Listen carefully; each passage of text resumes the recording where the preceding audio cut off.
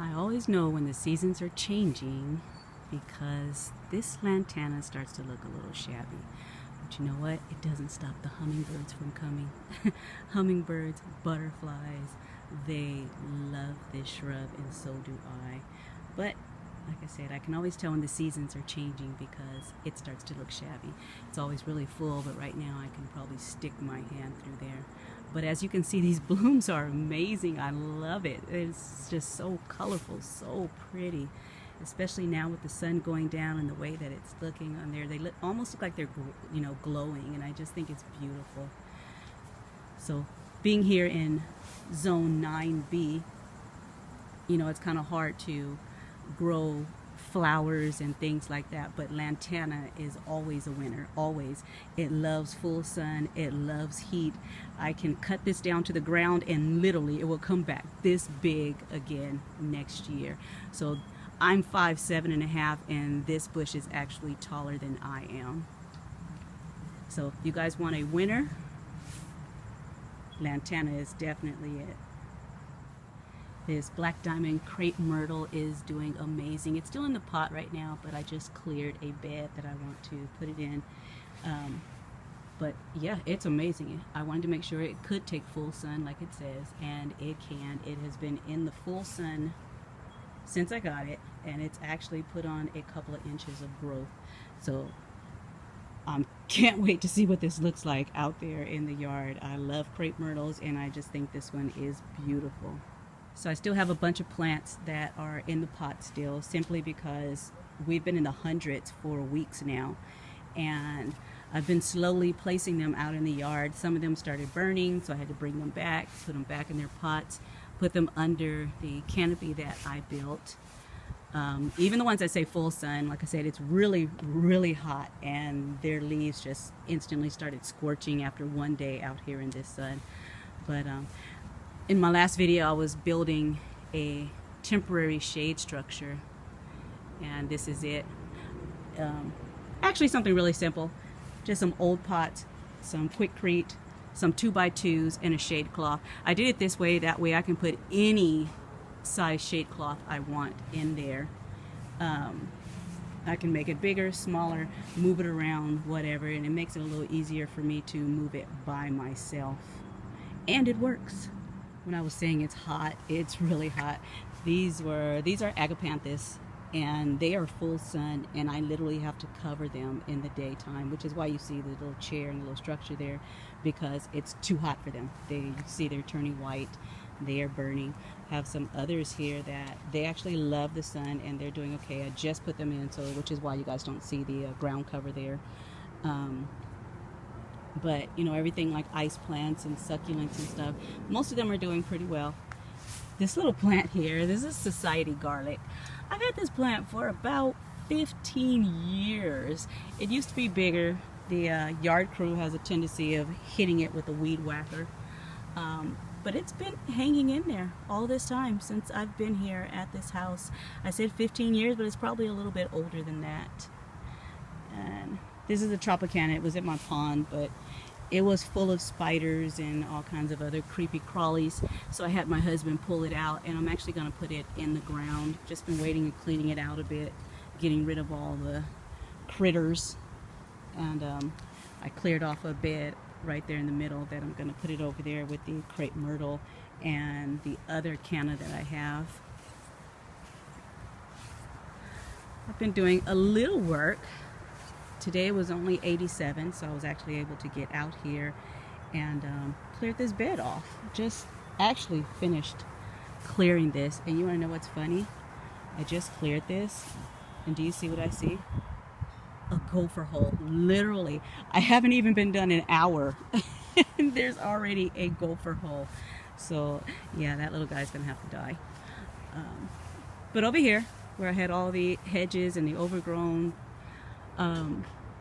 little sprouts around the tree that I thought were the hedges, but the hedges were actually dead behind it, I actually put in a whole new bed.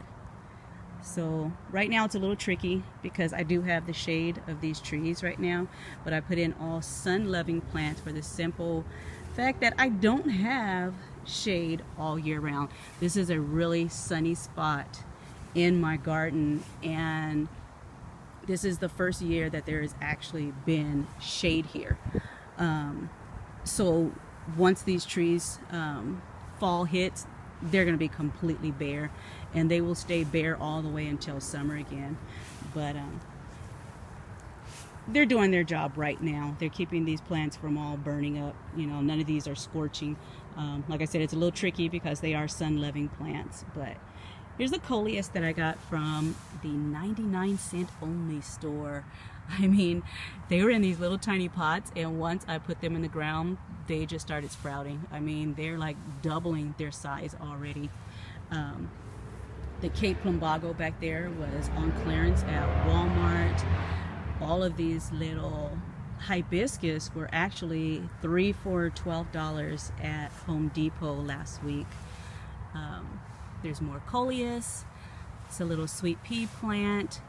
The Cape honeysuckle that I actually had planted at the other end over there, I moved it over to this side because I did put the red-tipped photinia over there because it will get 6 feet wide and 15 feet tall. So hopefully it will cover that entire area over there. And then I have more hibiscus, that sweet broom that should get about 6 feet tall, some more lantana, some salvia, and of course you gotta have lavender, butterfly bush, some geraniums. The echinacea, yeah, doesn't look too happy. And this little plant here, I don't even know what it is. It was given to us by a family friend, and it's been on my porch for probably 2 months now. So I thought it might like to be out here in the garden, but it gets these sweet little pink flowers on them that actually looks almost like little roses. It's really cute. So hopefully it will do better out here in the ground. The hibiscus, they're like blooming, but of course their flowers only last 1 day. So each day I'm getting a beautiful little flower. This one is gorgeous. The color of this one is actually called Brilliant, and it's a beautiful peachy orange red. This salvia blooms these little purple flowers. I think they're just adorable. So it's been struggling in the sun, but you know what? It's still blooming. It's doing good. And then this lantana here gets these gorgeous little orange blooms. I do have one on the other side that will get little yellow blooms, but I love this orange. And here in 9B, since I said we get a lot of high heat, bright colors look much better out here. Soft muted colors actually look a little delicate, like they won't make it out here, and a lot of times they do. They're, you know, the flesh of the petals, they actually scorch. This is that first bed that I actually started working on that I cleared out. So as you can see, the junipers are doing great, so is the rosemary. But yeah, that arborvitae that I got for $5, it's not. Yeah, I think it's pretty much dead. It was in the pot, it was getting waterlogged, so I thought maybe if I actually put it in the ground it would do a little better, but most people tell me that once they start to turn brown, that's it. There's no coming back for them. So you know what, I'm going to go ahead and pull it out, and I'm going to put a hibiscus there. That way I'll have another flowering shrub. So hopefully you guys have enjoyed my little update of my garden in progress. I'm so used to having daycare kids everywhere that I wasn't able to put in all the plants that I actually wanted. But now they're older, they're all in school, and I have time to garden, and I can actually put in plants that they won't pull up or trample over. So thank you guys for joining me. Don't forget to like and subscribe, and I will see you on the next video. Have a blessed one.